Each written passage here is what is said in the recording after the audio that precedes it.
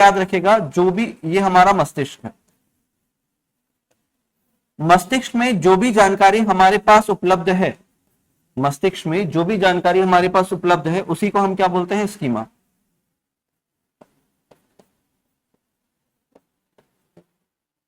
जो भी जानकारी हमारे पास एट प्रेजेंट अभी उपलब्ध है उसको क्या बोलते हैं, स्कीमा बोलते हैं। कोई डाउट नहीं है इसमें, क्लियर है? ये क्या है, आपका स्कीमा है। अब जब हम क्या करते हैं, स्कीमा का प्रयोग करते हैं, स्कीमा का प्रयोग।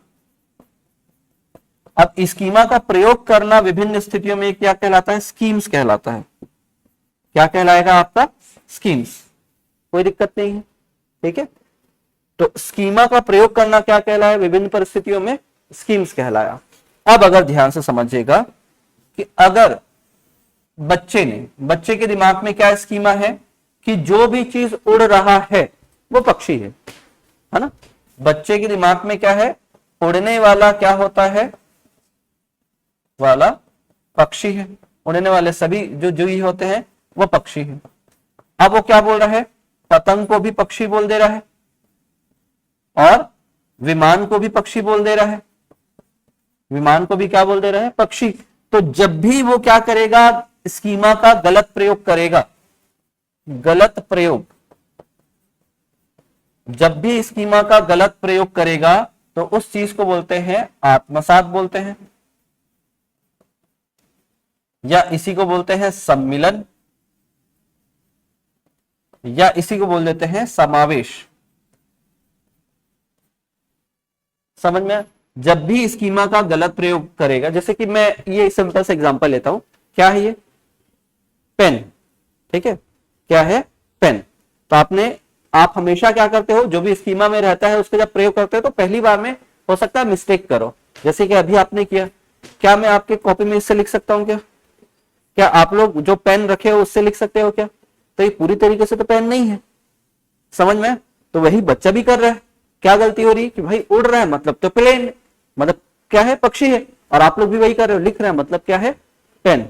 बेसिक प्रॉपर्टी क्या है, उसको लगा सेम तो उसने बोल दिया पक्षी है। तो हम भी वही करते हैं, बच्चा भी वही किया। अब इसका जब सही प्रयोग किया जाएगा, बच्चे को बताया जाएगा ना, इसी को बोलते हैं ना आत्मसात, मतलब हो गया इंक्लूजन, इंक्लूजन बोलते हैं, या इसी को बोलते हैं एसिमिलेशन, एसिमिलेशन। और जब इसको करेक्ट करेंगे, सही प्रयोग, जब सही प्रयोग होगा कि पतंग, विमान और पक्षी सब अलग अलग है, बच्चे के दिमाग में स्कीमा बनाएंगे तो ये मतलब स्कीमा में संशोधन करेंगे, तो ये जो प्रक्रिया है ये क्या कहलाता है, स्कीमा में संशोधन हो रहा है।